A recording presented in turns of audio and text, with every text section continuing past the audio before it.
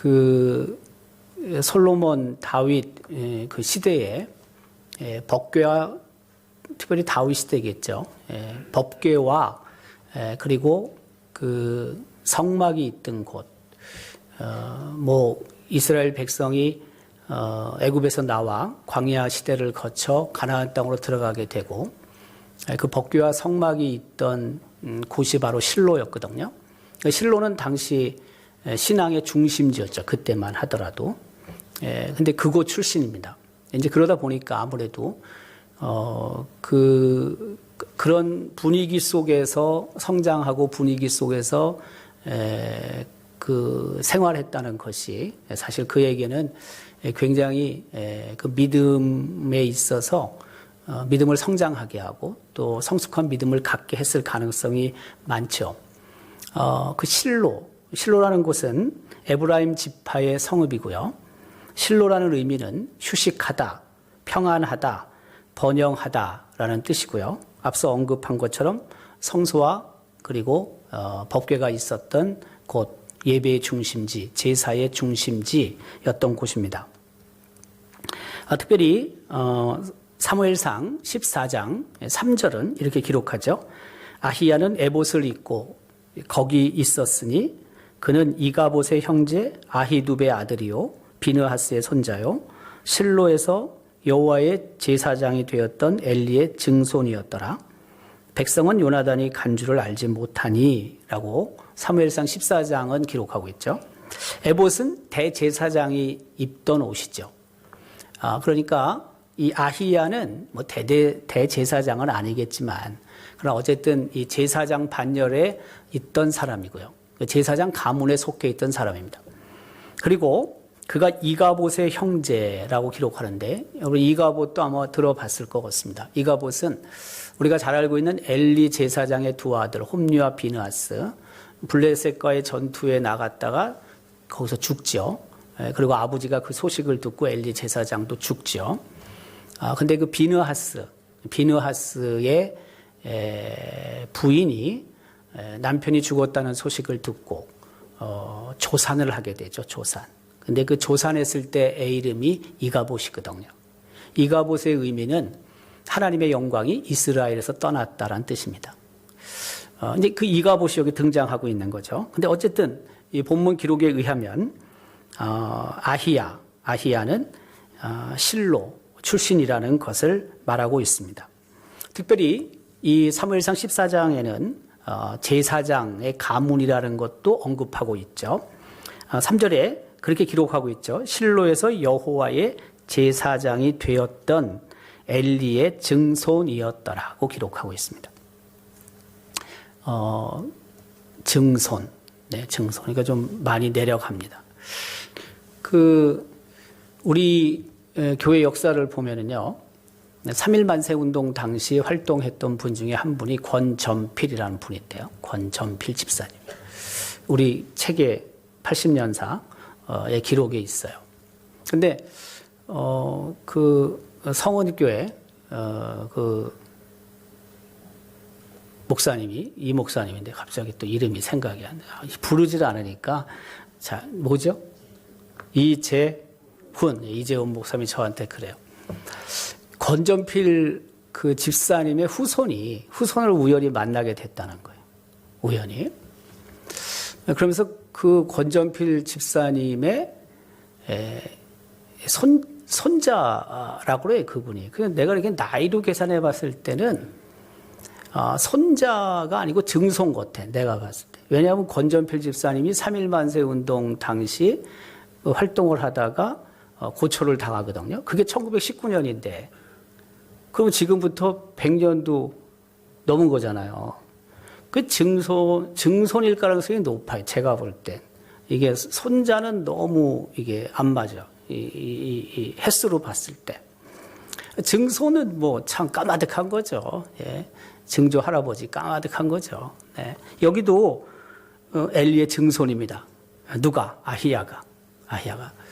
근데 그 증조 할아버지나 아버지는 참 어떻게 보면 영적으로 굉장히 황폐했었죠. 우리가 알고 있듯이 엘리 제사장 그리고 그의 두 아들, 망난이었잖아요, 망난이. 네. 근데 이 아히야는 그래도 좋은 믿음을 갖고 있었던 것 같아요. 뒤에 이제 보면은 아히야의 그 사역을 통해서 우리가 알 수 있는 것은 아주 정신이 똑바른 사람이에요. 그리고 아주 순결한 믿음을 갖고 있던 사람이고요. 그리고 왕 앞에서 하나님으로부터 받은 계시를 온전히 솔직하게 전할 수 있는 사람이에요. 이게 만만한 게 아닙니다, 여러분. 하나님이 내게 말씀을 하셨다 하더라도, 확신이 있다 하더라도 그것을 면전에 두고 말이에요. 있는 그대로 말하는 거 어렵습니다. 생각해 보세요, 여러분. 가급적이면 어때요? 하나님이 설령 내게 주신 말씀이 있다 할지라도 그것을 그렇게 막 직설적으로 표현을 아무래도 덜 하죠. 그게 좋은 일이라면 그렇게 말하지만 좋지 못한 일이라면 사실 쉽지 않습니다. 네. 가급적이면 이렇게 포장을 하죠. 잘 이렇게 만들죠. 이쁘게 만들죠. 네. 충격이 덜 가도록 만들어서 말하는 경우가 많죠, 우리가. 근데, 이 아히야는 그렇지 않아요. 그러니까 할아버지나 증조 할아버지의 믿음과는 판이합니다. 정말 좋은 믿음을 갖고 있던 사람입니다. 이 활동 시기는 주전 971년부터 901년 정도까지로 추측합니다. 우리가 다윗 시대가요, 1010년부터 971년 정도로 보고요. 솔로몬이 971년부터 40년 했으니까 930년 정도로 보거든요. 그러니까 굉장히 오랫동안 아히야가 사역을 한 거죠. 뭐 다윗 시대 때 태어났는지는 정확하진 않아요. 이 날짜, 이 연도가. 그렇지만은 어쨌든 그 언저리에 있었던 건 분명해요. 만약에 다윗 시대 때 태어났다 그러면 아주 베이비겠지만은 다윗, 솔로몬, 그리고 르호보암 이 시대를 다 있었던 사람이죠. 그리고 그 르호보암 그 다음 왕까지도 뭐 활동을 했는지 잘 모르지만 성경에 그런 기록이 없으니까. 그러나 분명한 것은 살아 있었을 가능성은 높아요. 물론 베이비 때 뭘 활동을 했겠어요. 뭐 아무것도 아니지, 솔직히. 그래도 어쨌든 호흡하고 있었다면 4대 왕에 걸쳐서 살아 있었다. 이건 뭐 만만한 건 아니죠. 여기도 보면은 971년부터 901년 정도 주전, 한 70년을 산 거잖아요. 70년이면 꽤 오래 산 거죠. 이때만 하더라도 70년이면 꽤 오래 산 겁니다. 네. 그러니까 오랫동안 그 선지자로서의 사역을 감당했던 사람입니다.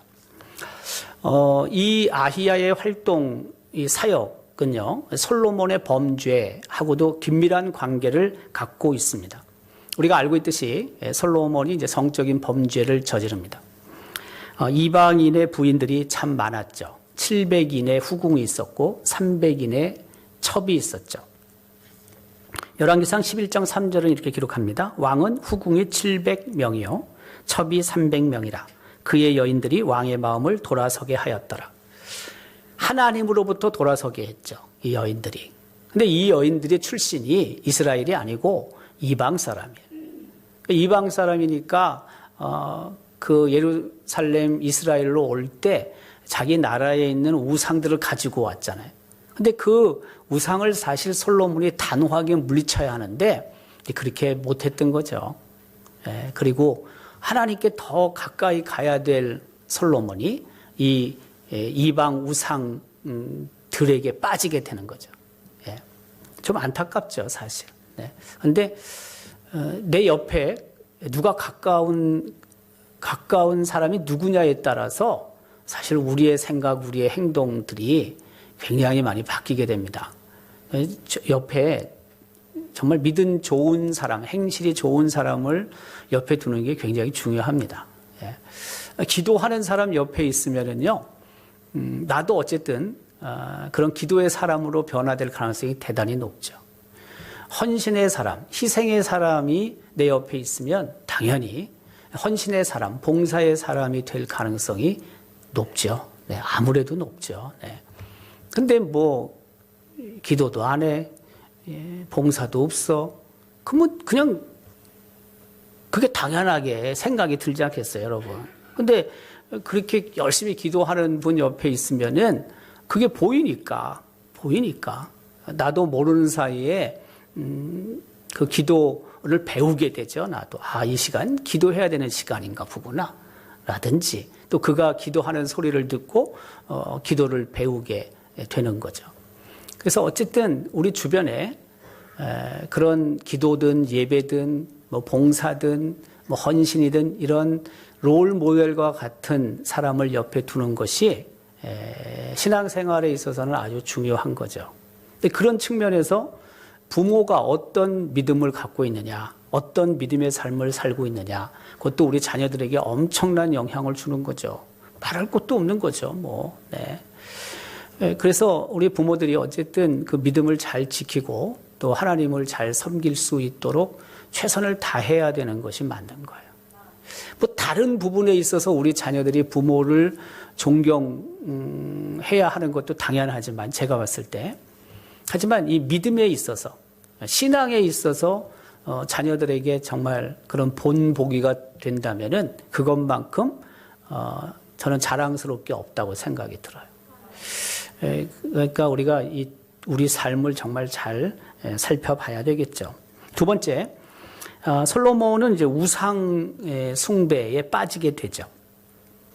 그 열왕기상 11장 4절 5절은 기록합니다. 솔로몬의 나이가 많을 때 그의 여인들이 그의 마음을 돌려서 다른 신들을 따르게 하였으므로 왕의 마음이 그의 아버지 다윗의 마음과 같이 아니하여 그의 하나님 여호와 앞에 온전하지 못하였으니 이는 시돈 사람의 여신 아스다롯을 따르고 암몬 사람의 가증한 밀곰을 따름이라. 보통 가나안의 우상은 바알이고요. 시돈의 우상은 아스다롯인데요. 아스다롯은 다산의 우상입니다. 다산의 신입니다. 다산의 신. 전쟁의 신입니다. 암몬 사람의 밀곰은요. 인신 제사를 말하죠. 인신 제사.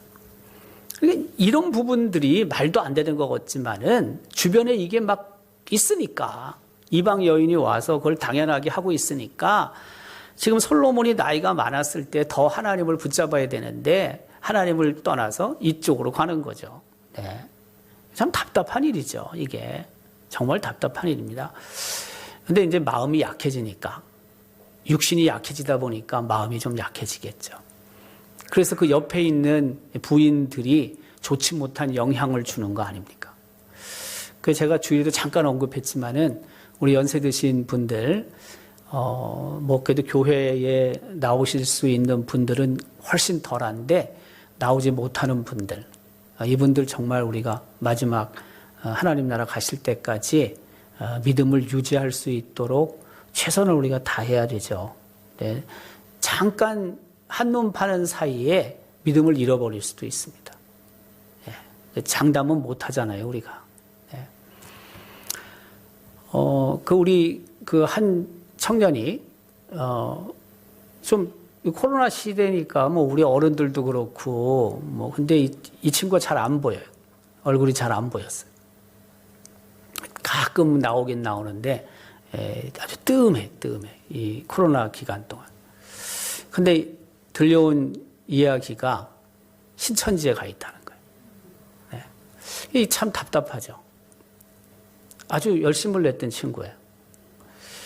그러나 계속 뭐 연락도 했고 또 가끔 그래서 만나기도 하고 나오기도 하고 했는데 뭐 그렇게 하는 걸 우리가 다 어떻게 알겠어요, 여러분? 무슨 수로 알겠어요? 뭐 다시 어쨌든 돌아올 수 있도록 또 최선을 다해야 되는데 연세 드신 분들이야 뭐 댁에 계시고 요양병원에 계시는데 뭔 신천지 영향을 받겠습니까마는 제 생각에 그래도 너무 이제 몸이 쇠약해지시면은 그런 믿음의 부분에 있어서 해이해질 수 있거든요. 그래서 이 부분이 참 고민입니다. 엄청나게 많은 고민이 됩니다. 자, 어쨌든 우리 주변에 정말 믿음이 좋은 사람들과 함께 교제하는 것이 필요하다라는 것을 우리가 알 수 있겠죠. 세 번째, 솔로몬은 그 포악한 정치를 하게 되는데, 근데 사실 포악한 정치라기보다는 이제 백성들이 굉장히 힘들었죠. 공사를 너무 많이 하다 보니까 너무 힘든 그런 일들을 하죠. 그래서 그의 아들 르호보암이 그런 말을 하죠. 또 백성들도 그렇게 평가하는 거죠. 그 당신의 아버지가, 르호보암의 아버지가 솔로몬이죠. 우리의 멍에를 무겁게 했다. 무겁게 했다. 그러니까 노역이 아주 심했다라는 뜻이죠. 노역이 아주 심했다. 그런 말을 하고요. 또 솔로몬이 어쨌든 이런 우상을 섬기게 되고 또 하나님을 떠나다 보니까 이제 죄의 보응을 받게 되죠. 죄의 심판을 받게 된단 말이에요. 그런데 하나님께서는 그 분열에 관한 말씀을 하시지만 솔로몬 시대에는 분열시키지 아니하시고 솔로몬이 죽은 후에 그의 아들 대에 가서 이스라엘이 분열될 것이라는 것을 말씀을 하세요. 그런 측면에서 하나님이 솔로몬을 극진히 사랑하신 건 맞는 것 같아요.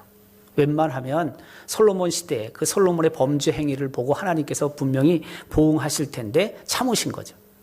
참으시고 어쨌든 그 다음 세대에 그 못 볼 것, 그것을 솔로몬은 보지 않고 죽죠. 그것만도 솔로몬은 정말 하나님의 큰 사랑을 받은 것에 틀림이 없어요. 네.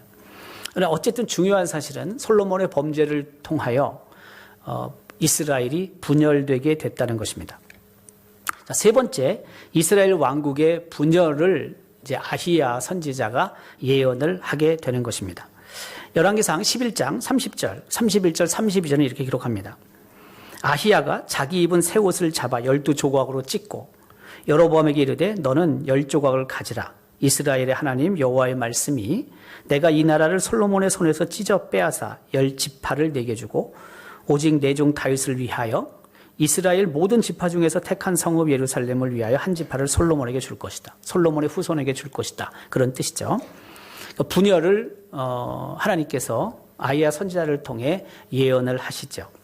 하지만 앞서 언급한 것처럼 솔로몬의 범죄 행위에 대해서는 하나님께서 솔로몬 당대에 심판하시는 게 아니고 솔로몬 사후에 심판하실 것이라고 말씀을 하시는 거죠. 그게 열왕기상 11장 11절, 12절, 13절에 기록하고 있죠.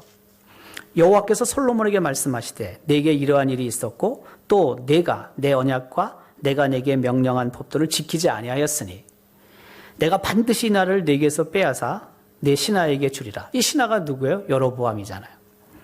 그러나 내 아버지 다윗을 위하여 내 세대에는 이 일을 행하지 아니하고 내 아들의 손에서 빼앗으려니와 오직 내가 이 나라를 다 빼앗지 아니하고 내 종 다윗과 내가 택한 예루살렘을 위하여 한 지파를 내 아들에게 주리라 하셨더라.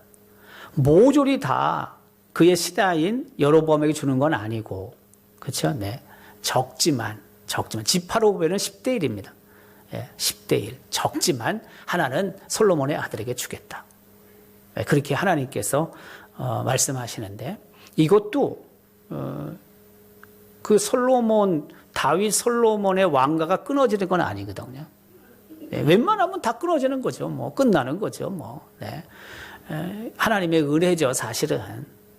그걸 생각하고 르호보암이 솔로몬의 아들 르호보암이 정말 하나님 말씀을 붙잡고 말씀 안에서 살았어야 되는데 또 이놈이 이게 또 만만한 놈이 아니에요. 이게.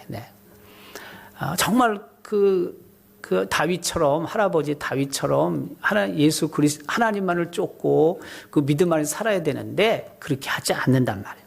자, 이제 이런 상황 속에서 북이스라엘의 왕으로 여로보암이 추대되는 거죠. 우리가 알고 있듯이 여로보암은 애굽으로 도망가 있었어요. 솔로몬의 그 성을 질 때 감독관으로 픽업을 했잖아요. 누가? 여로보암을. 근데 그 여로보암을 픽업했지만 굉장히 존경을 많이 백성들로부터 받던 사람이에요.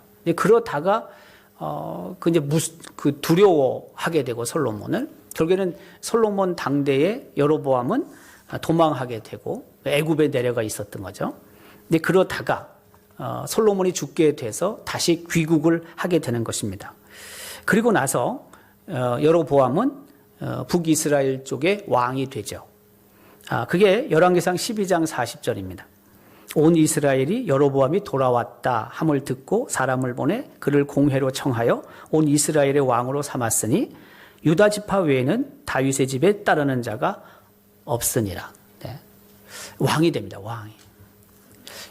여러분 그 10개 지파에 있는 사람들이 여로보암을 추대했다는 것은 그가 어느 정도 명성이 있었냐는 것을 알 수 있는 겁니다. 뭐 그렇게 그냥 쉽게 백성의 지지를 받아서 왕이 될 수 있습니까? 그게 아니죠. 그러니까 여로보암이 제가 생각할 때는 굉장히 우수한 사람이었던 것 같아요. 뭐 여러 부분에 있어서 백성들로부터 존경을 받을 수 있는 사람이었던 것 같아요. 당연히 솔로몬의 아들인 르호보암이 왕이 돼야 되는데 그거를 거부하고 새로운 왕으로 옹립하지 않습니까? 그것도 다수의 이스라엘 사람들이. 그러니까 여로보암은 어찌 생각해 보면 르호보암보다 인격이라든지 뭐 이런 부분에 뭐 믿음은 얘기할 게 없지만 그 인격이나 뭐 여러 부분에 있어서 르호보암보다 뛰어났던 사람이면 분명해요.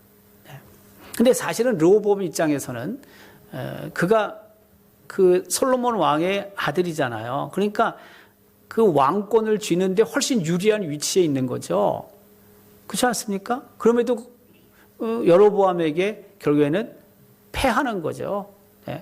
여로보암이 사실은 믿음과 신앙 안에서만 올바로 섰다 할지라도 물론 그 아버지 시대에 하나님께서 분열을 이미 말씀하긴 하셨지만 그러나 그가 정말 하나님 앞에 겸비하게 섰다면은 분열이 안 될 수도 있겠죠. 설령 분열됐다 할지라도 어떤 도덕적인 부분이나 신앙적인 부분에 있어서 북이스라엘 여로보암보다 우월했을 가능성이 높죠. 근데 이제 이런 부분이 안 되는 겁니다. 그러니까 계속 수세죠. 밀리는 거죠. 좀 답답한 게 있습니다. 근데 여로보암이 여러 범죄를 행하게 됩니다. 첫 번째는 그게 뭐냐면 금송아지이죠.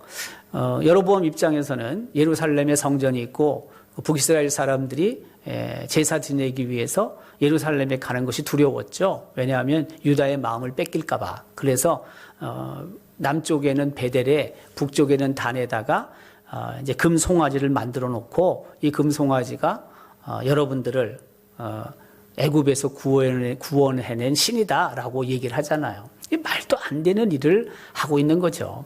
또 범죄 행위는 뭐냐면 산당을 짓죠. 산당. 열왕기상 12장 31절은 기록하죠. 그가 또 여로보암이 또 산당을 짓고 그리고 레위 사람들만 제사장이 돼야 되는데 일반 백성을 제사장으로 삼죠. 그게 열왕기상 12장 31절입니다. 레위 자손이 아닌 보통 백성으로 제사장을 삼았다. 그리고 절기도 하나님께서 절기를 이미 다 정해놓으셨는데 지 멋대로 편리하게 절기를 만들죠. 누가? 여로보암이. 그게 열왕기상 12장 32절, 33절의 기록입니다. 이런 상황 속에서 결국에는 하나님께서 여로보암 가문의 멸망을 아히야 선지자를 통해서 예고하시는 거죠. 앞서는 솔로몬의 범죄 행위를 통해 하나님께서 어떻게 하십니까? 솔로몬이 죽은 후에 남과 북이 분열될 것을 아히야 선지자를 통해서 예언하신 거잖아요. 근데 이제 이번에는 북이스라엘 쪽에 여로보암이 초대 왕 아닙니까? 근데 여로보암의 범죄 행위를 하나님께서 보시고 나서 아히야 선지자를 통해 여로보암의 가문이 끊어질 것이다라고 말씀하시는 거죠. 여로보암의 가문이 끊어지는 거지 북이스라엘이 멸망당하는 건 아니에요. 그게 무슨 뜻이냐면 여로보암이 초대 왕이고 사실은 여로보암의 가문이 계속 북이스라엘의 왕권을 이어받아야 하는데 그렇죠? 근데 여로보암 그 다음 2대 왕이 나답인데 여기서 끝나는 거예요. 그리고 다른 가문에서 왕권을 갖게 되는 거죠. 쉽게 얘기하면. 그 여로보암의 그 대는 끊어진다 이거죠. 그것을 아히야 선지자를 통해 하나님께서 예언을 하시는 거죠. 그 열왕기상 14장 14절 15절 말씀은 이렇게 기록합니다. 여호와께서 이스라엘의 위에 한 왕을 일으키신즉 저가 그날에 여로보암의 집을 끊어 버리리라. 어느 때나 곧 이제라 여호와께서 이스라엘을 쳐서 물에서 흔들리는 갈대같이 되게 하시고 이스라엘을 그 열주에서 주신 이 좋은 땅에서 뽑아 저희를 하수 밖으로 흩으신다. 앞에 14절에 그렇죠? 여로보암의 집을 끊어 버리리라. 네. 그게 누구냐 하면은 그 여로보암이 20년 동안 북이스라엘을 통치하거든요. 그리고 그 아들이 왕권을 이어받아요. 그 아들의 이름이 나답이란 말이에요. 근데 나답의 아주 충신이죠. 신복이죠. 그 신복이 누구냐면 바사라는 사람인데 이 사람이 반역을 하는 거죠. 반역. 그래서 왕권이 넘어가게 되는 거예요.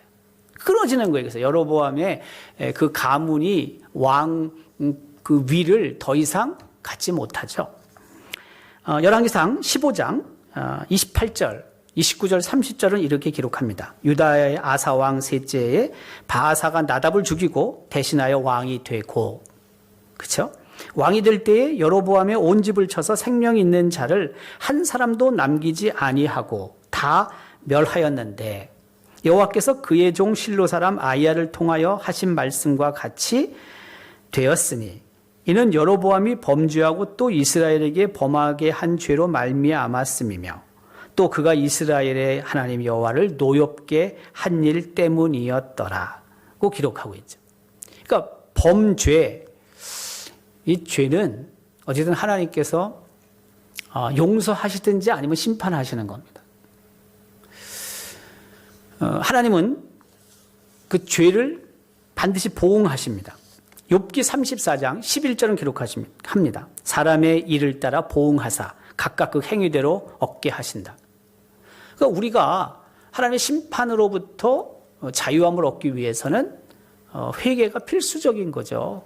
자복이 필수적인 거죠. 근데 여로보암은 안 하는 겁니다.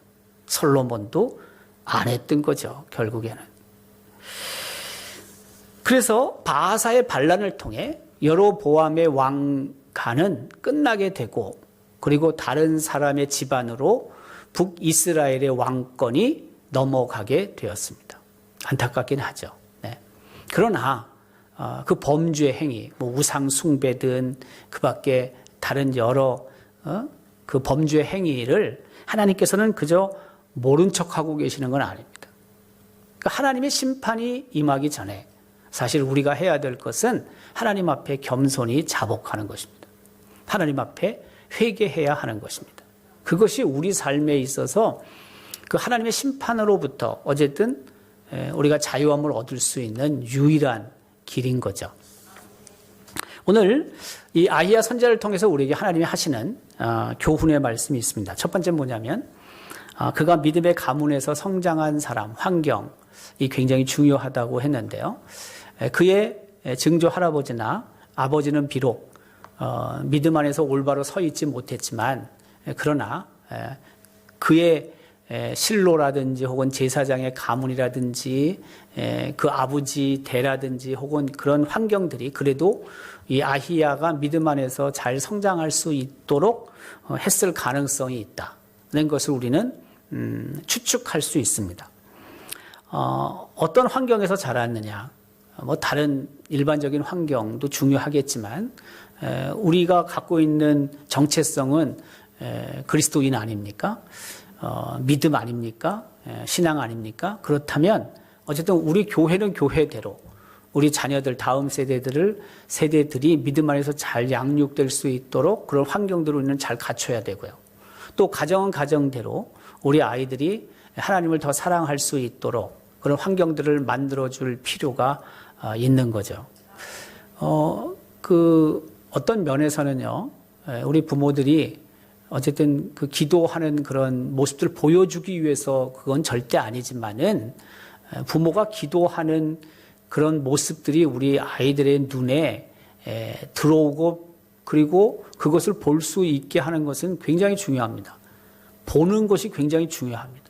하나님의 말씀을 내가 부모들이 읽고 그 말씀 앞에 서고 고민하는 모습들이 우리 자녀들에게 비춰지는 것이 굉장히 중요합니다. 우리 부모들이 누군가를 섬기고 그리고 돕고 이런 것들이 익숙해져야 되죠. 사실은 우리 아이들 눈에 보일 때. 그것이 우리 아이들로 하여금 그렇게 자라갈 수 있도록 이끌어가는 거죠. 네. 환경, 영적인 분위기, 영적인 환경을 우리 부모들은 잘 만들어 가야 합니다. 뭐 지금도 그렇게 생각하시는 분이 있을지 모르지만은 우리 애들이 뭐 정말 공부도 잘하고 또 믿음의 생활도 잘하고 뭐 교회에서도 어쨌든 자신의 역할을 잘 감당하고 또 이후에 좋은 직장에서 그 인정받고 있고 다 우리가 이걸 바라거든요. 우리가 이거를 안 바라는 사람 누가 있겠어요? 부모 중에. 근데 뭐 물론 뭐 공부 잘하고 뭐 여러 친구들의 관계도 사회성도 좋고 뭐 그게 좋지요, 물론. 하지만 더 사실 우선적으로 우리가 생각해야 될 것은 언제나 그런데 믿음 안에서 정말 이놈이 똑바로 서 있느냐, 더 정말 하나님을 사랑하느냐, 그 믿음의 삶을 온전히 살아가고 있느냐, 이것이 정말 훨씬 중요합니다. 이게 그냥 하는 소리가 아니라 정말 중요합니다, 이게. 예.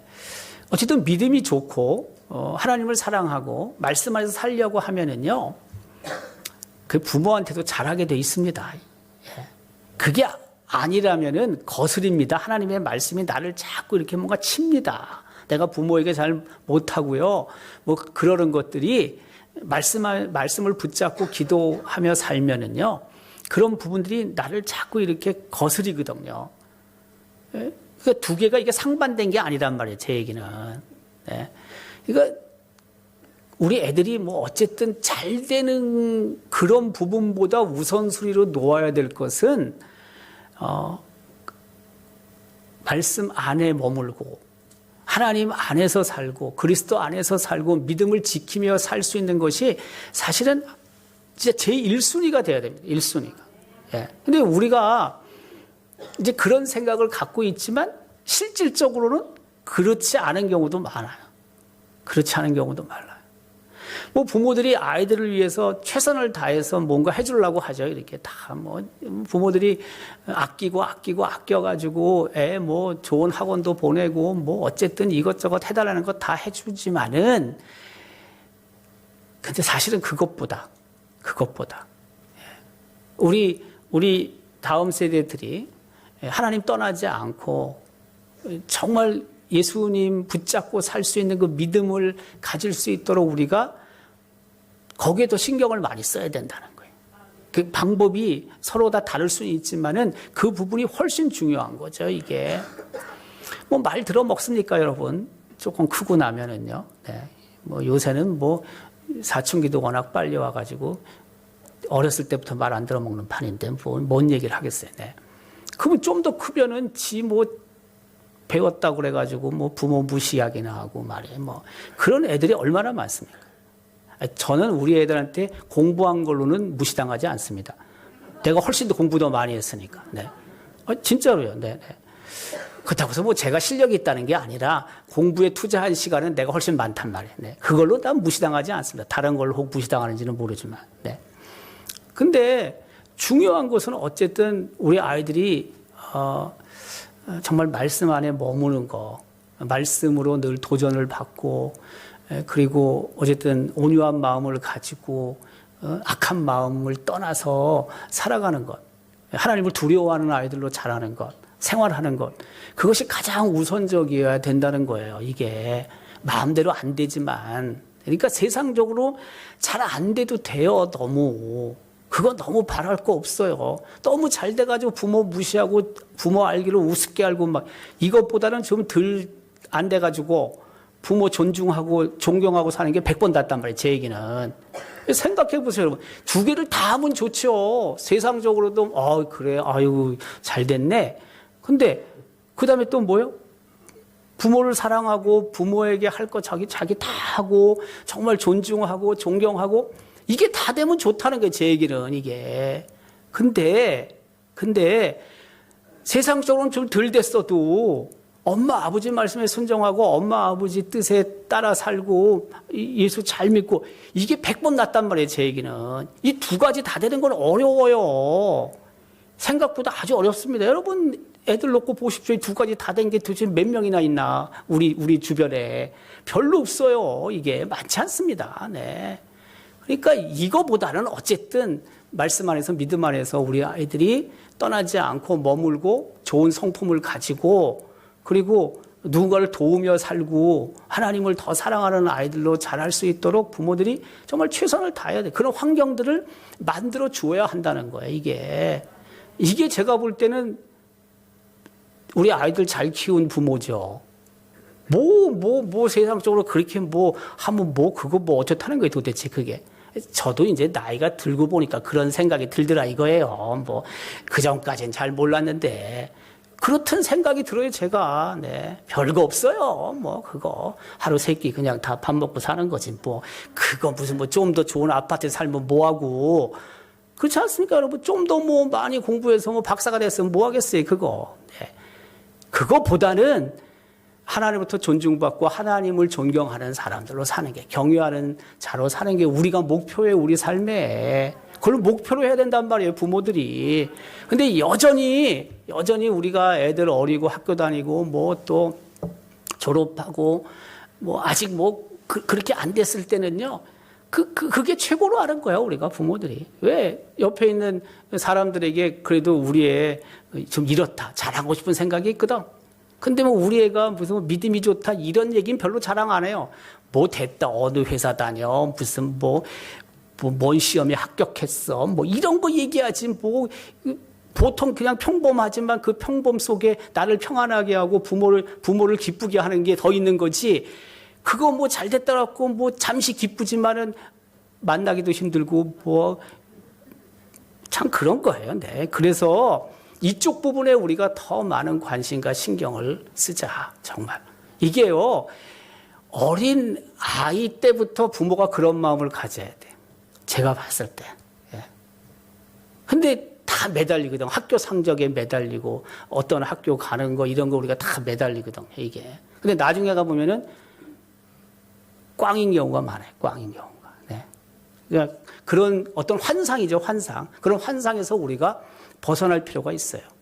그렇다고 무슨 정말 공부 지지를 못해도 안 되겠지. 네. 어느 정도는 돼야 되겠지. 그런 너무 그쪽에 우리가 집중하지 말자는 거예요. 제 얘기는 너무 거기에 기울이는 것만큼 이쪽에 믿음의 부분에 있어 더 많은 신경을 쓰자는 거예요. 제 얘기는. 그게 맞다는 거죠. 하나님의 뜻을 증거한 선지자가 누구냐? 아히야예요. 용기 있게 증거했잖아요. 아니, 분열된다는 거 왕한테 이야기하는 게 쉽습니까, 여러분? 당신의 왕가가 끊어질 거라고 얘기하는 거 말하는 게 쉽습니까, 여러분? 왕 앞에서? 물론 아히야가 두 번째는 왕한테 얘기한 건 아니고 그의 부인에게 얘기는 했지만 그 쉬운 거 아닙니다, 여러분. 잘못하면 자기 목을 내놔야 되는 거예요. 그래도 하는 거예요. 누가? 아히야 선지자가. 믿음은 때때로 우리에게 용기를 요구합니다. 그 용기 있게 우리가 말할 수 있고 하나님의 뜻을 전하는 거죠. 그런 믿음의 사람들로 우리가 서 있어야 한다는 거죠. 오늘 하나님께서 우리 아히야 선지자를 통해서 주신 말씀을 기억하고 더욱 좋은 환경들을 만들어가고 하나님의 뜻, 하나님의 말씀을 우리 삶의 자리에서 용기 있게 전하는 우리 믿음의 사람들이 될 수 있기를 주님의 이름으로 기원합니다.